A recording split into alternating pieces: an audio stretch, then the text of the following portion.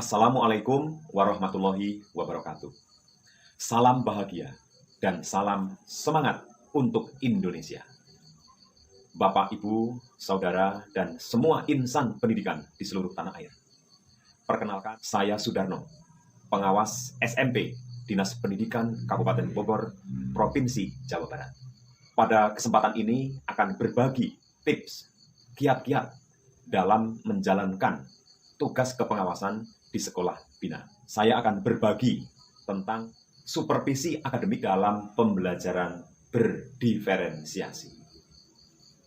Bapak, Ibu, dan semua pendidikan di seluruh tanah air, kita ketahui bersama pada saat ini pendidikan di Indonesia sedang mengimplementasikan kurikulum merdeka. Pembelajaran berdiferensiasi menjadi ruh yang harus mewarnai suasana ajaran di dalam kurikulum merdeka.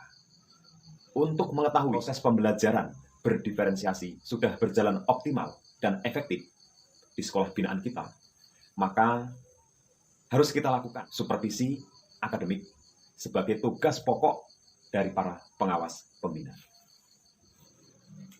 Supervisi akademik merupakan bagian dari kompetensi dan tugas pokok pengawas sekolah di sekolah binaan.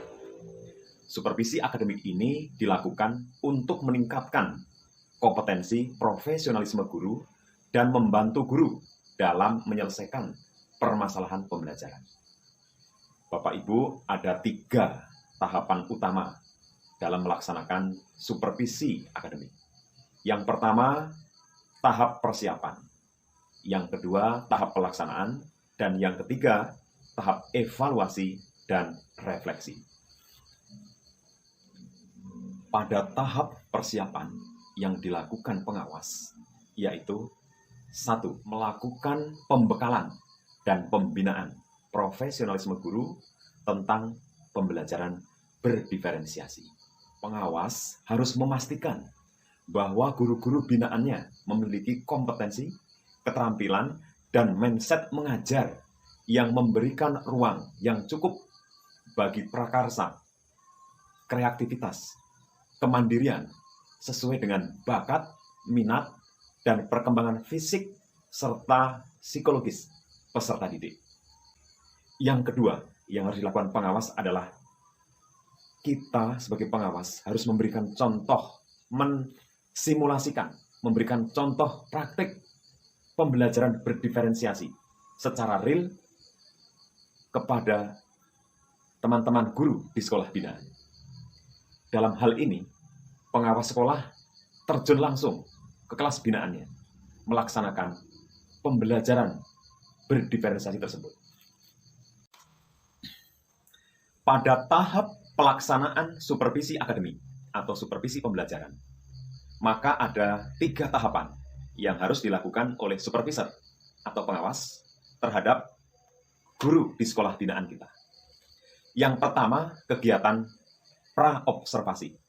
Yang kedua, pelaksanaan observasi di kelas. Dan yang ketiga, tahap pasca observasi.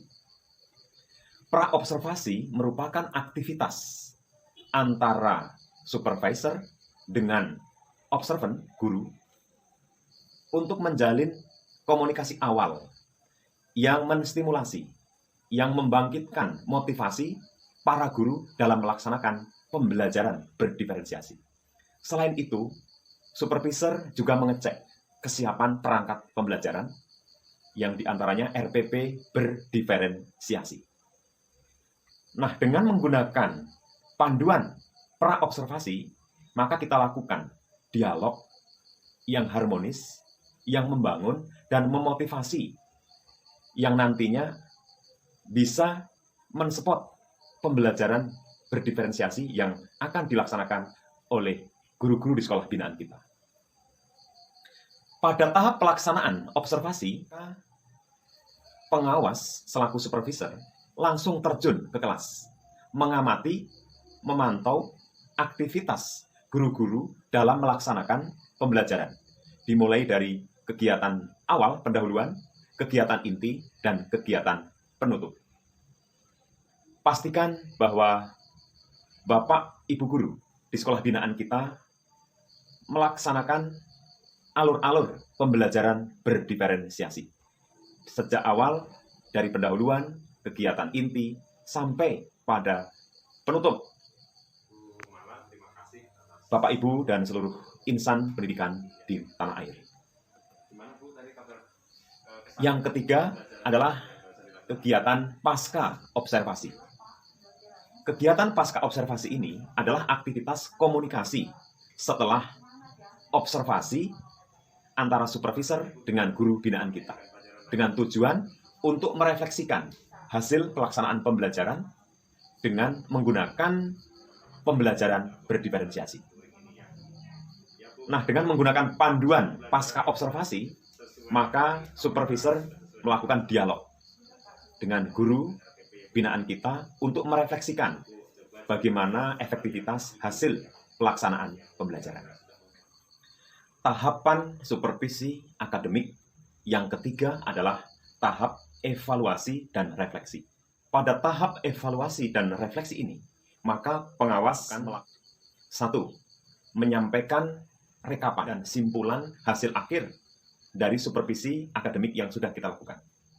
Rekapan dan simpulan hasil akhir ini bisa berupa data kuantitatif dan bisa berupa data kualitatif untuk penyempurnaan pembelajaran yang sudah dilaksanakan oleh guru-guru di binaan kita. Yang ketiga, kita sebagai supervisor bersama dengan guru binaan kita merencanakan program rencana tindak lanjut untuk pembelajaran ke depannya. Bapak, Ibu, dan seluruh insan pendidikan di tanah air yang berbahagia. Selanjutnya, mari kita saksikan tayangan video pembelajaran berdiferensiasi hasil binaan kepengawasan di Kabupaten Bogor. Selamat menyaksikan. Dia ada teknik fermentasi, kemudian tidak mengubah sifat dan proses pada agen, contohnya tempe, kecap, dan keju. Kalau teknologi modern, tekniknya rekayasa genetika, ini mengubah proses diperkenalkan gitu. Assalamualaikum warahmatullahi wabarakatuh. Bapak, Ibu, bagaimana? Asik kan? Dari video tersebut, jelas pembelajaran berdiferensiasi sudah dilakukan secara optimal. Pembelajaran diferensiasi dapat mengakomodasi kebutuhan belajar peserta didik melalui diferensiasi konten, diferensiasi proses, dan diferensiasi produk. Mengenal Pak Sudarno, pengawas pembina sekolah kami sebagai sosok pengawas yang kreatif dan inspiratif. Binaannya terhadap kami, guru-guru IPA di Komisariat Parung Panjang, Pak Darno selalu memberikan contoh-contoh praktik pembelajaran yang inovatif dan kreatif. Dalam pengawasan dan pembinaannya pula, Pak Darno selalu memberikan motivasi-motivasi terhadap kami, guru-guru IPA. Mengenal Pak Sudarno sebagai pengawas sekolah yang kreatif, inovatif, dan inspiratif. Selalu semangat dan memotivasi warga sekolah binaan. Sudah seharusnya mendapatkan apresiasi atas dedikasi dan kinerjanya. Bapak, Ibu, dan seluruh insan pendidikan di tanah air yang berbahagia. Demikianlah rangkaian kegiatan kepengawasan supervisi akademik dalam pembelajaran berdiferensiasi yang sudah saya lakukan di Kabupaten Bogor. Semoga video ini dapat menginspirasi, dapat memotivasi kita semua sebagai pengawas dalam melaksanakan tugas kepengawasan di sekolah binaan, serta bermanfaat bagi sekolah binaan kita. Bapak Ibu tetap semangat dan terus maju pendidikan di tanah air. Majulah, berjuanglah, majukan negaramu. Pendidikan di negaramu jadi tanggung jawabmu.